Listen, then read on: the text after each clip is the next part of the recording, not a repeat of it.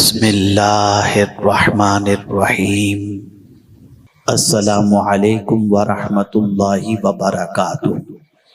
حضرت فاروق اعظم روزانہ رات کو اپنی چٹائی کے نیچے سے درہ نکال کر اپنے پیر ہی پر تو مارتے تھے اور کہتے تھے اے پیر بتا آج تو کس راستے پر گیا، کیوں آخر پیر کی وجہ، پیر کو اس طریقے سے سوال کرنے کی وجہ کیا ہے؟ تو یاد رکھیں قیامت کا سب سے بڑا مرحلہ جو ہے نا وہ پل صراط کا ہے، انہی پیروں پر چل کر پل صراط کراس کرنا ہے۔ اگر یہ پیر گناہ آلود رہے تو اللہ نہ کرے کٹ کر جہنم میں انسان گر جائے گا، لیکن اگر ان پیروں کے ذریعے ہم نے نیکیاں کی، اللہ کی راہ میں چلے، اللہ کے رسول کی راہ میں چلے، دین کے راستے پر چلے، تو وہ نیکیاں قیامت کے دن ہمیں سہارا دیتی نظر آئیں گی، اور اس کی وجہ سے اللہ ہمارے پیروں میں استقامت عطا فرمائے گا اور بجلی کی طرح اللہ تعالیٰ پل صراط سے ہمیں گزار دے گا۔ یہ پیر بہت قیمتی ہیں، قیامت میں گواہی دیں گے۔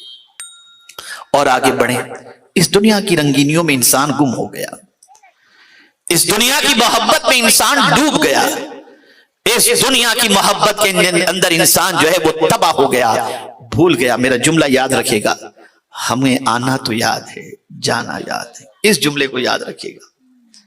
اور جو جانا یاد رکھتا ہے نا وہ جانے کی تیاری بھی کرتا ہے، اور جو جانا یاد نہیں رکھتا نا وہ جانے کی تیاری بھی نہیں کرتا۔ مجھے یاد آ رہا ہے ایک حکیم، بڑے زبردست بزرگ، انہوں نے دیکھا کہ کچھ لوگ کسی جنازے کے پیچھے جا رہے ہیں اور جنازے کے پیچھے جاتے جاتے کہہ رہے ہیں اللہ مرحوم پر رحم فرمائے، اللہ اس میت پر رحم فرمائے۔ تو وہ حکیم، وہ بزرگ کہتے ہیں اپنے لیے بھی رحمت کی تو بھیک مانگو اے جنازے کے ساتھ چلنے والوں۔ توجہ چاہوں گا، حاصل گفتگو، تم جس کے لیے رحمت کی بھیک مانگ رہے ہو ذرا اپنے لیے بھی تو رحمت کی بھیک مانگو، اس لیے کہ مرنے والا تو 3 امتحان سے گزر چکا، مرنے والا تو 3 امتحان سے گزر چکا۔ پہلا امتحان ملک الموت کا سامنا وہ کر چکا، اب اسے ملک الموت کا سامنا نہیں کرنا، وہ تو کر چکا۔ یہ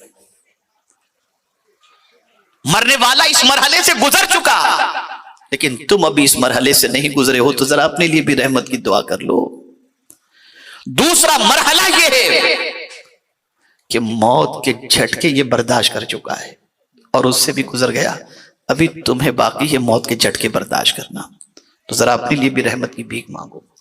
اور تیسری چیز، اس کا خاتمہ جو ہے نا ہو چکا ہے، تم ذرا اپنے برے خاتمے سے ڈر کر اچھے خاتمے کے لیے اللہ سے رحمت کی بھیک مانگو۔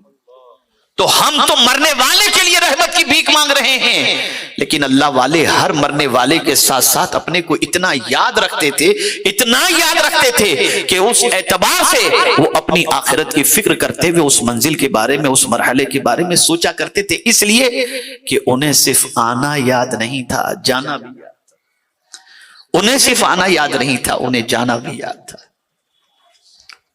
آپ جانتے ہیں میرے پیارے آقا صلی اللہ تعالی علیہ وسلم کے پیارے دیوانوں حضرت حسن بصری رضی اللہ تعالی عنہ، اللہ اکبر، ارشاد فرماتے ہیں لوگو جلدی کرو، لوگو جلدی کرو، لوگو جلدی کرو، اس لیے کہ جو سانس تمہارے پاس ہے پتہ نہیں وہ سانس لینا تمہیں نصیب بھی ہو کہ نہ ہو، اور جب سانس تمہاری اٹک گئی اور تم اس دنیا سے چلے گئے تو پھر کچھ تم نہیں کر سکو گے، اس لیے نیکی میں جلدی کرو، جلدی کرو، جو کچھ ہو سکتا ہے کر لو، جتنی نیکی جمع کر سکتے ہو کر لو، اس لیے کہ جو سانس تمہارے اندر ہے وہ اندر جا کر باہر نکلے گی بھی کہ نہیں تمہیں نہیں معلوم۔ یہ وہ لوگ ہیں جن کو صرف آنا نہیں جانا یاد تھا، ہمیں صرف آنا یاد ہے، اور ان کی نظر قرآن پر تھی، وہ جانتے تھے کہ یہ دنیا بہتر ہے یا آخرت بہتر ہے۔ ہم باغات دیکھ کر کے خوش ہوتے ہیں، وہ جنت کے نظاروں کے بارے میں قرآن پڑھ کر خوش ہوتے تھے اور یہ سوچتے تھے کہ اس قرآن کے اندر جس جنت کے بارے میں بتایا گیا وہ جنت کیسے حاصل ہوگی، اس لیے کہ یہاں کا گھر بھی ختم ہو جائے گا، یہاں کی رونقیں بھی ختم ہو جائیں گی، لیکن ایک بار جو جنت میں چلا گیا اب وہ جنت میں ہمیشہ رہے گا اور جنت کی نعمتیں اللہ تعالیٰ اس سے استفادے کا ہمیشہ کے لیے موقع عطا فرمائے گا۔ ہم کم عقل ہیں، ہم بے وقوف ہیں، جانے کو بھول گئے، آخرت کو فراموش کر گئے۔ قرآن کہتا ہے بل تؤثرون الحیات الدنیا والآخرۃ خیر وابقی، تم دنیا کی زندگی کو ترجیح دے رہے ہو، اسے پرائرٹی دے رہے ہو، آخرت تو بہتر ہے اور باقی رہنے والی ہے۔ ہمارا حال یہ ہے کہ اس باقی رہنے والی آخرت کے بارے میں جو دنیا سے کروڑ گنا بہتر ہے ہمارے پاس کوئی تیاری نہیں، ہمارے پاس کوئی اعمال ایسے نہیں جس کے بارے میں ہم کہہ سکیں کہ بارگاہ سمدیت کے اندر ان اعمال کی بنیاد پر اللہ کرم کی بارگاہ سمدیت میں یہ اعمال قبول ہو جائیں گے اور اللہ کرم کی نظر فرمائے گا۔ اور آپ سوچیں یہ فکر صرف ہماری نہیں بلکہ آپ دیکھیں صحابہ کی زندگی کا مطالعہ کریں، صحابہ میں صدیق اکبر کا مقام سب سے عرف و اعلیٰ، لیکن آپ جانتے ہیں کیا کہتے ہیں؟ انہیں آنا یاد نہیں تھا، جانا یاد تھا، اس لیے کہتے تھے کاش میں کسی مومن کے سینے کا بال ہوتا تاکہ مولا میرا حساب نہ لیتا۔ سوچو آپ، اس لیے کہ جانا یاد تھا، حساب کا دن یاد تھا۔ یہ نہ سمجھے کہ ہمیں جو کچھ دیا گیا ہے ہم جس طرح چاہیں یوز کریں، نہیں، الذی خلق الموت والحیات لیبلوکم ایکم احسن عملا، یہ امتحان ہے ہمارے لیے، یہ امتحان ہے، اللہ ہمیں آزما رہا ہے تم میں کون ہے جو سب سے زیادہ عمل کرتا ہے، سب سے نیک عمل کرتا ہے۔ ایک مقام پر قرآن کہتا ہے یا ایھا الناس بغیکم علی انفسکم متاع الحیات الدنیا ثم الینا مرجعکم فننبئکم بما کنتم تعملون۔ دھوکے میں ہو لوگو، تم دھوکے میں ہو، اس دنیا پر رچ گئے تم، اس دنیا کی محبت میں ڈوب گئے تم، اور اسی بات کو جو میں نے کہی قرآن کی روشنی میں میں نے کہی، آنا یاد ہے جانا یاد ہے، قرآن جانا یاد دلاتا ہے، ثم الینا مرجعکم، تمہیں پلٹ کر میرے پاس ہی آنا ہے، تمہیں پلٹ کر میرے پاس آنا ہے، اور آؤ گے تو کیا ہوگا؟ فَنُنَبِّئُكُمْ بِمَا كُنْتُمْ تَعْمَلُونَ، ہم تمہارے ہر اعمال تمہارے سامنے کھول کر رکھ دیں گے، یہ تمہارے اعمال جو کچھ تم نے کیے وہ تمہارے سامنے موجود ہے۔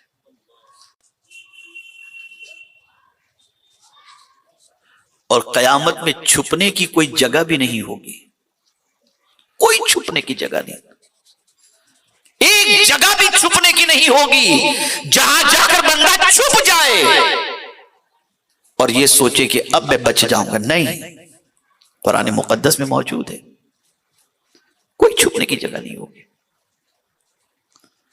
تو میں آپ سے پوچھنا چاہتا ہوں کون ایسا ہے جو جانے کے بارے میں یقین نہیں رکھتا؟ پہلی چیز، ہر بندہ جانتا ہے کہ ایک نہ ایک دن تو جانا ہے، 100 سال کی عمر کے بعد جائیں کہ 70 سال کی عمر کے بعد جائیں یا 80 سال کی عمر کے بعد جائیں، لیکن کوئی یہ نہیں کہتا کہ ہم جائیں گے نہیں۔ آب حیات کسی کے پاس نہیں، سب کو جانا ہے، کسی بھی مذہب کا ماننے والا انسان ہو، موت ایسی سچائی ہے جس کا کوئی شخص انکار نہیں کر سکتا، ہر ایک موت کو مانتا ہے، ہر ایک موت کو تسلیم کرتا ہے، ہر ایک جانتا ہے ہزار ہاتھ چیزوں کا استعمال کر لو لیکن اس کے باوجود ایک نہ ایک دن مرنا ہے اور مر کر خدا کی بارگاہ میں جواب دینا ہے۔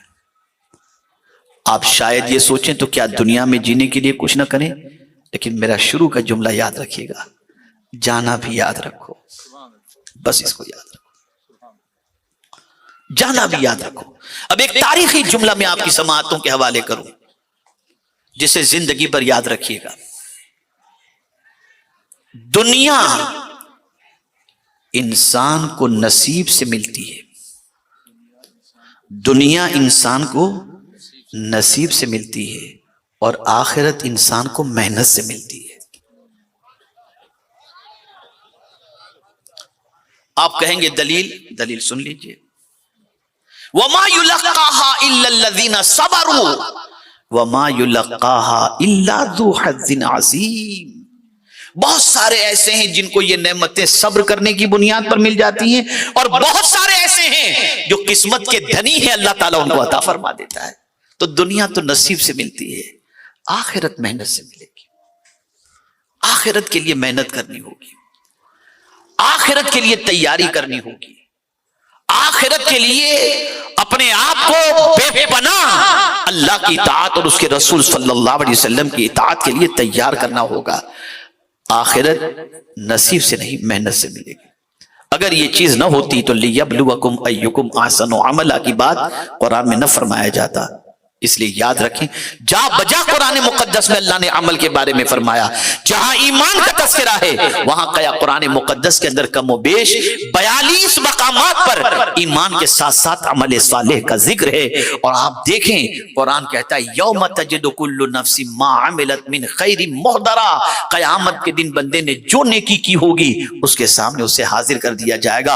اور اب اس آیت کے ذریعے آپ سمجھ سکتے ہیں کہ قیامت جو ہے، آخرت جو ہے وہ سنورے گی محنت کی بنیاد پر۔ کیسے؟ فَمَن يَعْمَلْ مِثْقَالَ ذَرَّةٍ خَيْرًا يَرَهُ وَمَن يَعْمَلْ مِثْقَالَ ذَرَّةٍ شَرًّا يَرَهُ۔ تو اے رسول اعظم صلی اللہ تعالی علیہ وسلم کے دیوانوں، ہم بہت سخت امتحان میں ہیں اس دنیا کے اندر۔ یہاں کی رنگینیاں ہمیں دعوت دیتی ہیں، یہاں کی ہرس ہمیں دعوت دیتی ہے، یہاں کی ہوس ہمیں دعوت دیتی ہے، یہاں کی شہوت ہمیں دعوت دیتی ہے، یہاں کی برائیاں ہمیں دعوت دیتی ہیں، یہاں کی کشش ہمیں دعوت دیتی ہے۔ اللہ اکبر، انسان اس کشش میں ڈوب جاتا ہے، گم ہو جاتا ہے، محو ہو جاتا ہے، نتیجتاً وہ اپنی دنیا تو بنا لیتا ہے، آخرت بھول جاتا ہے اور آخرت خراب کر جاتا ہے۔ تو اے رسول اعظم صلی اللہ علیہ وسلم کے دیوانوں، بس اس جملے کو یاد رکھو، ہمیں آنا یاد ہے، ہمیں اب جانا بھی یاد رکھنا چاہیے۔ اگر ہم نے جانا یاد رکھا تو ہمارے قدم پھسلنے سے رہ جائیں گے، ہمارے قدم پھسلنے سے رہ جائیں گے، اور ہم گناہوں سے بچنے کی کوشش کریں گے۔ کس طریقے سے بچنے کی؟ ہمارے ہر عمل کو یا اللہ کی بارگاہ میں ریکارڈ کیا جا رہا ہے، اور ہر عمل اللہ کی بارگاہ میں محفوظ ہو رہا ہے۔ قیامت میں یہ سارے اعمال ہمیں دکھائے جائیں گے۔ رب فرمائے گا اقرا کتابک کفا بنفسک اليوم علیک حسیبا، بندے پڑھ اپنا اعمال نامہ، اپنا اعمال نامہ پڑھ، کرامن کاتبین لکھ رہے ہیں، ایک ایک عمل ہمارا ریکارڈ ہو رہا ہے، چاہے گھر کی چار دیواری میں کریں، چاہے دنیا کی کسی گوشے میں جا کر کے کریں، چاہے پہاڑ کی غار میں جا کر کے کریں، چاہے کسی ہل اسٹیشن پہ جا کر کریں، کوئی عمل بھی ایسا نہیں جو ریکارڈ نہ ہو رہا ہو، محفوظ نہ ہو رہا ہو، اور یہ سارا عمل ہمارے سامنے پیش کیا جائے گا۔ اب دیکھیے غوث پاک کا ایک ارشاد آپ کی سماعتوں کے حوالے کر کے میں اپنی گفتگو کو ختم کرنے کی کوشش کرتا ہوں۔ آنا یاد نہیں تھا، جانا یاد تھا، اسی لیے غوث پاک کعبے کی دہلیز پر سر رکھ کر کہتے ہیں اے اللہ عبد القادر کے گناہوں کو معاف فرما، اور عبد القادر کے گناہ معافی کے قابل نہ ہو۔ دیکھیے جانا یاد تھا نا، تو قیامت میں نابینا اٹھانا تاکہ تیرے نیک بندوں کو دیکھ کر وہ شرمندہ نہ ہو جائے۔ جانا یاد تھا، جانا یاد، ہم جانا بھول گئے۔ یاد رکھو، پلٹ کر اس کی بارگاہ میں جانا ہے، ایک نہ ایک دن جانا ہے، اور وہاں پوزیشن کیا ہوگی؟ جماعت کے ساتھ نہیں جاؤ گے، ماں باپ کے ساتھ نہیں جاؤ گے، سب کے ساتھ حساب نہیں ہوگا۔ وَكُلُّهُمْ آتِيهِ يَوْمَ الْقِيَامَةِ فَرْدًا، alone، اکیلے، اکیلے وہاں پر۔ تو اے رسول اعظم صلی اللہ علیہ وسلم کے دیوانوں، اب اس میں فائدہ کیا ہے؟ جانا یاد رکھنے میں پہلا فائدہ تو یہ ہے کہ گناہ سے ہم بچیں گے۔ جانا یاد رکھا تو دوسرا فائدہ یہ ہے کہ اللہ دل میں سکون کی دولت عطا کرے گا۔ جانا اگر یاد ہے تو حرام سے بچیں گے، جانا اگر یاد ہے تو گناہ سے بچیں گے، جانا اگر یاد ہے تو ہر اس کام سے بچیں گے جو اللہ اور اس کے رسول کو ناپسند اور آخرت کو خراب کرنے والے کام ہیں۔ ہر اس چیز سے بچنے کی کوشش کرو گے، اور جب اس سے بچے تو دنیا میں بھی سکون، قبر میں بھی سکون، اور محشر میں بھی اللہ سکون کی دولت عطا فرمائے گا۔ تو آج کا میرا پیغام آپ کو یہی ہے، ہم نے آنا یاد رکھا ہے، ذرا جانا بھی یاد رکھیں کہ ایک نہ ایک دن جانا ہے۔ حالانکہ من تھا جنتی کس بات پر اللہ کا شکر ادا کریں گے، اس کے بارے میں کچھ میں عرض کروں۔ کم و بیش 7 آیتیں ہیں قیامت کے سلسلے میں کہ جنتی اس موقع پر جو اللہ کی بارگاہ میں عرض کریں گے، شکرانے کے طور پر اسے قرآن نے اپنے اندر محفوظ کر لیا ہے۔ سوچا تھا اس پر بولوں گا، لیکن ماں نبی وہاں سے نکلتے وقت خیال آیا کہ چلو تھوڑا سا اس پر گفتگو کر لیتے ہیں کہ اس کی آج بہت زیادہ ضرورت ہے، اس لیے کہ بہت قوم غافل ہو رہی ہے، بہت قوم غافل ہو رہی ہے۔ اتفاق سے مجھے ایک قول یاد آ رہا ہے، امام المتکلمین علامہ نقی علی خان علیہ الرحمہ جو اعلیٰ حضرت کے والد ہیں، ان کا ایک قول،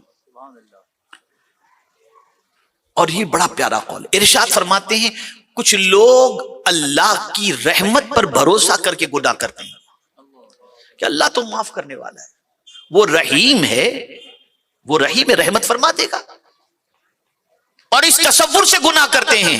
تو علامہ نقی علی خان علیہ الرحمہ فرماتے ہیں وہ صرف رحیم ہی نہیں، وہ تو قادر بھی ہے نا، وہ تو قادر بھی ہے، تو اس کی قدرت پر بھروسہ کر کے زہر بھی کھا لو، اس کی قدرت پر بھروسہ کر کے زہر بھی کھا لو تاکہ زہر اثر نہ کرو، تو وہ تو تم نہیں کرتے، تو تمہیں رحمت پر بھروسہ ہے، قدرت پر نہیں۔ اللہ کیا بات ہے، کیا بات ہے، واہ۔ اس کے قادر ہونے پر تو تمہیں یقین ہے، رحیم ہونے پر تو یقین ہے، قادر ہونے پر یقین نہیں۔ تو اے رسول اعظم صلی اللہ علیہ وسلم کے دیوانوں، ہیلے بہانے چھوڑو، اور ہم اور آپ اللہ کی بارگاہ میں جب ہر رکعت میں دعا کرتے ہیں اہدنا الصراط المستقیم، ہم کو سیدھے راستے پر چلا، تو سیدھے راستے پر چلنے کی کوشش کریں۔ بدلو اپنی زندگی کو، بدلو اپنی سوچ کو، بدلو اپنی فکر کو، اور کوشش کرو اس راستے پر چلنے کی جس راستے پر چل کر سوائے سکون کے کچھ حاصل ہی نہیں ہوتا، اور وہ راستہ قرآن کا راستہ ہے، وہ احادیث کا راستہ ہے، اولیاء کرام کا راستہ ہے۔ اللہ مجھے آپ کو سب کو توفیق نصیب فرمائے۔ وما علینا الا البلاغ المبین۔ السلام علیکم ورحمۃ اللہ وبرکاتہ۔